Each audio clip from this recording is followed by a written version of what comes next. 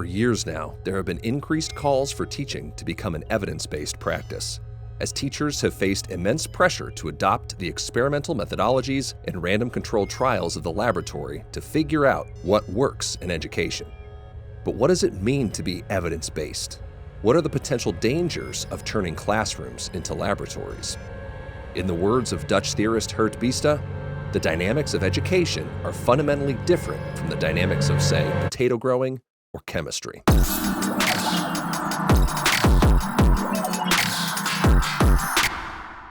Gert opens his 2007 article, Why What Works Won't Work, with the idea that education should be or become an evidence-based practice and that teaching should be or become an evidence-based profession has recently come to prominence in several countries around the world. Borrowing language from the medical profession, the goal of evidence-based practice in education is a double transformation of both educational research and practice, and ultimately an alignment of research, practice, and policy, championed by public and private organizations like the Office for Standards in Education and the Center for Evaluation and Monitoring in the UK, and the What Works Clearinghouse in the United States, which is part of the Institute of Education Sciences within the U.S. Department of Education. The homepage of the What Works Clearinghouse, for example, implores visitors to find what works based on the evidence and provides links to categories like literacy, mathematics, behavior, teacher excellence, and charter schools. For some reason, arts and humanities, social studies, foreign language, and physical and mental wellness are not available options. Within each category is a list of interventions, defined as an educational program, product, practice, or policy aimed at improving student outcomes. And within each intervention is listed a 6-point effectiveness rating from negative to positive, as well as an improvement index defined as the expected change in percentile rank for an average comparison group student if that student had received the intervention. This all seems very simple. To improve educational outcomes, choose the area you wish to see improved. Select from the menu of interventions, and overnight we'll fix education. Or as one research ed leader, a major organization promoting research-backed practice in the UK, lists in their Twitter bio, teaching is simple. Retrieve, explain, practice, repeat.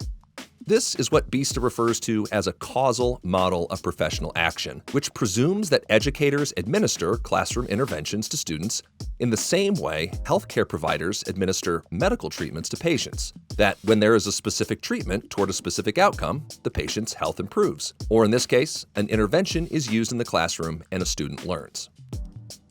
It is also a technological model of professional action, which assumes that the ends of professional action are given, and that the only relevant professional and research questions to be asked are about the most effective and efficient ways of achieving those ends. The goal of teaching science, for example, is to improve state assessment scores. And the role of the educational professional is simply to choose from the menu of approved interventions. When scores go up, learning is improved. Here is where Biesta offers his criticism of education by looking at causal and technological practice. First, that the causal assumptions of medicine do not translate into education because education is not a physical process. And being a student is quite different from that of being a patient. Being a student is not an illness, just as teaching is not a cure. Education is a process of symbolic or symbolically mediated interaction.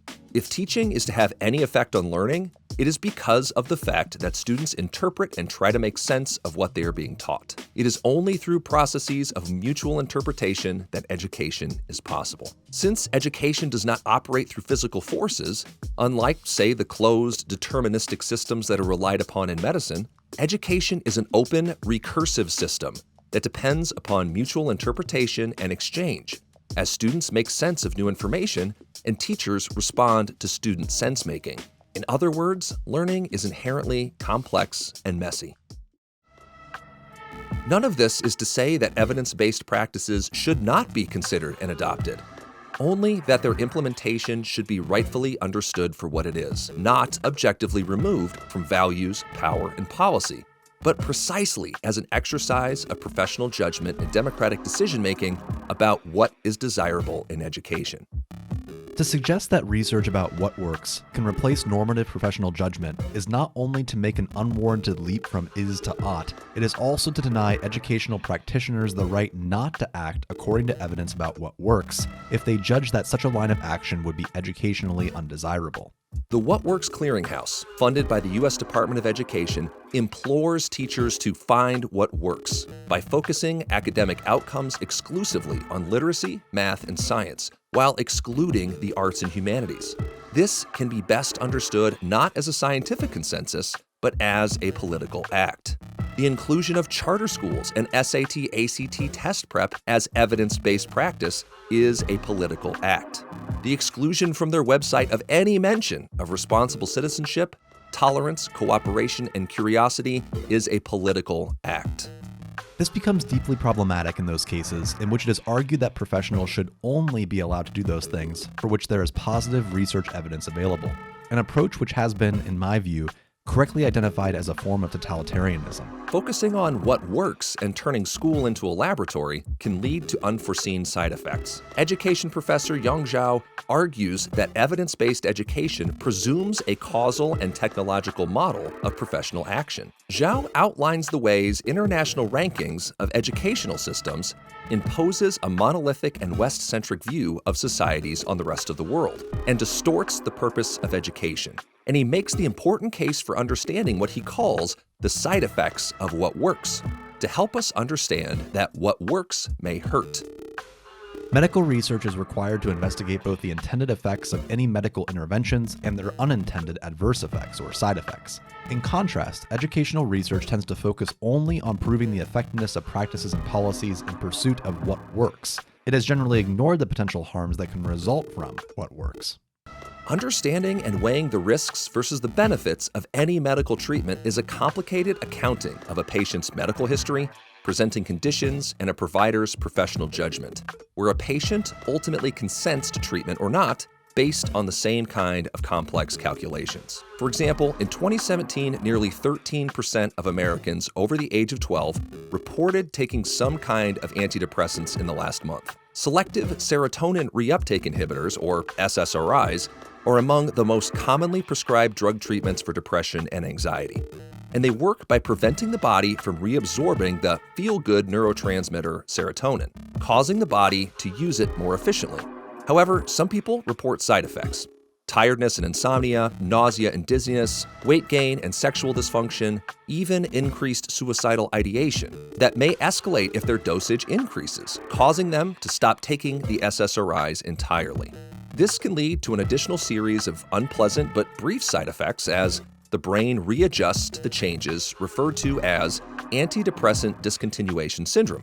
SSRIs have undoubtedly helped millions of people effectively manage their depression and anxiety. But we recognize that the benefits of what works may not outweigh the side effects for everyone, and that some patients and their providers may decide to stop treatment in favor of other interventions. Understanding how to manage the adverse consequences of what works in medicine helps patients and professionals alike make better choices to improve the quality of treatment and quality of life. So what if we knew a particular instructional intervention was effective for knowledge transmission, yet stifled creativity and problem solving, constrained exploration and discovery, and inhibited curiosity? Would we prescribe that intervention in every classroom for every child? Zhao documents a number of side effects associated with direct instruction models and argues that direct instruction proponents have not failed to convince critics because of their lack of data or rigorous research methods. He doubts the effectiveness of DI and believes that the opposition stems from a different set of concerns, such as the rigidity and prescriptiveness of the approach, inconsistency with developmental theories, inappropriateness for certain groups of children and contexts, sustainability of the effects over time, suppression of learner autonomy and development of creativity, and other potential damaging side effects. Zhao then goes on to catalog a number of studies, finding, for example, that with direct or traditional teaching, students tend to do slightly better on achievement tests, but they do slightly worse on tests of abstract thinking. And that while more student-centered teaching leads to slightly worse scores on tests, students do somewhat better on creativity and problem solving. Open approaches excel direct or traditional approaches in increasing students' attitudes toward school and toward the teacher, and in improving students' independence and curiosity. Children who were taught a function of a toy performed fewer kinds of actions of the toy and discovered fewer of its other functions than children who did not receive a pedagogical demonstration. Their study demonstrated that direct instruction can be effective in promoting rapid and efficient learning of target material, but it can negatively impact creativity if instruction necessarily limits the range of hypotheses children consider. Children who were given instructions and directed how to play with toys were less likely to explore and come up with novel solutions, and were more likely to imitate the instructor. Math students generated more solutions to the problems before instruction than after, and that students who received instruction first tended to produce only the correct solutions they were told. And a 2012 study used the phrase unproductive success to describe the performance of a group of students under direct instruction conditions who were initially more successful in solving well-structured problems, yet on later tasks that required deeper conceptual understandings, their performance was inferior compared to a group of students who were encouraged to solve complex problems first before receiving any instruction in potential solutions. Zhao's point is not to label direct instruction a failed pedagogy.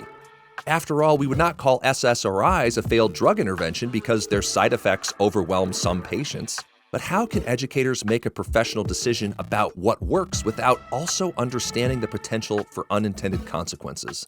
Zhao argues that we need both effective ways to transmit knowledge and foster creativity, and that by presenting side effects alongside measures of effectiveness, we can begin to bridge the gap between proponents and opponents of direct instruction as we work together to build a pedagogy that balances our desire for effective instruction without damaging curiosity, motivation, engagement, and creativity.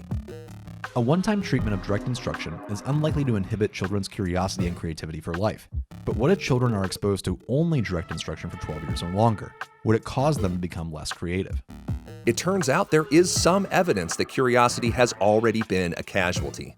As direct instruction, lectures, and rote memorization dominate the evidence-based research guiding educational policy and decision-making. Based on self-reported survey data from more than 900,000 5th through 12th grade students, a 2015 Gallup report found that the number of students engaged at school declines from 75% in 5th grade to only 34% by senior year, bottoming out in 11th grade as only 32% report being engaged. Gallup scientists categorized fully 1 in 10 American students as both disengaged and discouraged, and reported that older students feel less cared for by adults and see less value in their work. Children aged 14 months to 5 years old have been found to ask an average of 107 questions an hour. According to research from developmental psychologist Dr. Susan Engel, her team observed 5th graders in the same 2-hour time frame, and they asked only 2 to 5 questions, sometimes failing to ask their teacher a single question. If we're really concerned with outcomes and closing achievement gaps, cultivating curiosity actually may be the solution. As a January 2020 headline in The Guardian reads, "Schools are killing curiosity. Why we need to learn to stop telling children to shut up and learn. Pupils who ask lots of questions get better results, especially those from poorer homes." The article is based in part on the work of a research team from the University of Michigan, led by researcher Prachi Shah, which performed a longitudinal study of 6,200 children in 2018 and found a strong connection between school performance and curiosity, especially among children from poorer backgrounds. Dr. Shah found that promoting curiosity in children, especially those from environments of economic disadvantage, may be an important, under-recognized way to address the achievement gap. Promoting curiosity is a foundation for early learning that we should be emphasizing more when we look at academic achievement. The article also quotes Paul Howard Jones, a professor of neuroscience and education at Bristol University, who affirms the importance of making space for curious questioning in school. Children should be prompted and encouraged to ask questions, even though that can be challenging for the teacher. We do need to find some time for questions during the day. There is not enough time in schools for creativity and following up on curiosity. Educational research is inherently difficult to pin down to simple solutions, as every individual and community has incredibly different upbringings, understandings, and methods of learning about the world around them. And as a result, many studies that are attempted to be replicated fail. Regardless, two major fields attempt to make sense of learning to better educational outcomes for young people: cognitive psychologists and developmental psychologists. Cognitive psychologists tend to focus on a very specific thing, for example, retrieval practice, such as asking all students to write down everything they learned yesterday, or why listening to classical music may help students pay more attention. Developmental psychologists study people in the context of their community, looking at how they're developing at different life stages. They tend to study how people change over time, such as engagement, creativity, or motivation in the future. Of course, understanding how people learn through the brain is a worthwhile study. Yet, replicating those practices verbatim in the classroom is not necessarily the solution. We need a holistic understanding of learning, which factors in engagement, creativity, and motivation. We could certainly force every single student to listen to classical music all day, every day in the classroom, and they may pay more attention. Yet they may also end up hating classical music, school, and be increasingly upset and unmotivated. Cognitive psychologists come to their conclusions based on what students repeat after a certain period of time, as in they've remembered a certain amount of information after the intervention was used. Yet, this is a study of the brain that doesn't factor in what this looks like in the classroom. As developmental psychologist Dr. Susan Engel says, they'll stand by that in the lab, but very few of them would support that as an educational practice. Educators must be careful of short-term gains offered by intervention strategies, as they may lead to extreme side effects down the road. Understanding how people learn requires nuance and contextualized understanding, which means developing relationships with the real people in the room and finding out what works best for them, while understanding research to offer ways to intervene and improve educational outcomes. In other words, recommending classical music may be great for some learners, but that doesn't mean students are forced to listen. And we must be careful of how researchers construct these studies. More than 80% of Americans believe that music influences grades and intelligence, and many believe that listening to music improves comprehension. Yet an analysis by a Harvard research team led by Samuel Mayer in 2013 found that almost all of these studies used poor data sets and the results couldn't be replicated. Simply stated, the results are highly inconclusive. It may be true for some people, but not for others. The best way to find out if listening to music helps improve learning is to have students see if listening to music helps them, not prescribing it. Further, it's important to recognize that the researchers themselves must be contextualized. Why are certain things being studied rather than others? What biases may exist in the experiment itself? For example, why is it that classical music is typically the recommended music set but not instrumental rap beats? Why are certain solutions deemed more valuable than others in the initial experiment setup?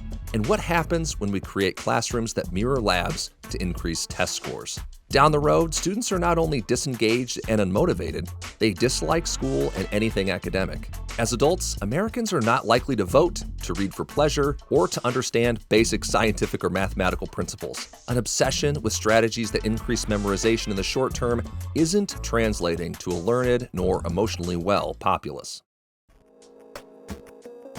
Evidence-based practice can't tell us about what works, but only about what has worked. To make evidence-based practices work, that is, to create the kind of order which is needed to replicate the experimental conditions of the random controlled trial, would mean transforming learning from an open, recursive system of sense-making into the closed, deterministic system of inputs and outputs valued in the clinical laboratory, a process Biesta refers to as complexity reduction. Systems use complexity reduction to limit the number of possible actions and options that are available to make processes more efficient and to control for outcomes. Schools are an example of complexity reduction in education. Schooling takes place in a particular building away from other kinds of work. A school day takes place across a number of distinct periods of definite length and disciplinary purpose, guided by standards and curriculum. And learning is assessed and measured by a particular set of assessments. From the vast number of possible outcomes of schools, only those are selected that are considered to be valuable. In both a theoretical and practical sense, each of the complexity reductions in a day at school are the result of collective values, drawing from a range of considerations that are not just based on instructional effectiveness, how long a day should be, when it should start and end, who should attend school, how should they get there, how large class sizes should be, what will be taught, how will learning be measured, what kind of teacher will teach, what grading system will be used, how evidence of learning will be collected, how behavior will be managed, all of it. If designing the complexity controls of school is more than managing factual statements about what is possible or what works, more than selecting from a menu of interventions, if it is ultimately about implementing educationally desirable policies and practices, then education should be understood as a moral, non-causal practice, which means that professional judgments in education are ultimately value judgments, not simply technical judgments. We also understand that governance of schools is inherently political. School boards in America are elected, policies are voted upon, superintendents are appointed, teachers are hired, and curriculum is designed. As such, we should also understand the implementation of socially constructed, value-based complexity controls as the exercise of power. Making decisions about which interventions are implemented when, at what levels, to what extent, for whom, who is excluded, and even deciding who makes these decisions are all exercises in power, as Biesta writes. Since any attempt to reduce the number of available options for action for the elements within a system is about the exertion of power, complexity reduction should therefore be understood as a political act. The intersection of values, power, and policy at the center of education systems means that no decision made about practice is free from ideology. The important question, therefore, is not whether or not there should be a role for evidence in professional action, but what kind of role it should play. So it's as important for proponents of evidence-based education to turn the same critical lens on their own beliefs that they wield so quickly against other theories of learning and other ways of doing school. Our goal should be to design an educational experience for children that can serve a number of worthy and suitable educational goals, which may mean drawing from wells of professional practice, experience, and community engagement other than just those with the highest effect size. As educators, we have the responsibility to use our professional expertise to assess, judge, and rationalize the best possible methods, understanding what best is, as in, is best improving test scores or repeating information, or is best motivating, inspiring, connecting with the community, reaching all students, and building a better future together. Human Restoration Project is a nonprofit dedicated to informing and spreading progressive education through free educational programs, resources, and online materials for teachers, families, and students. You can learn more and follow us at humanrestorationproject.org or on Twitter, Instagram, TikTok, and post at HumResPro. Be sure to add the hashtag RestoreHumanity.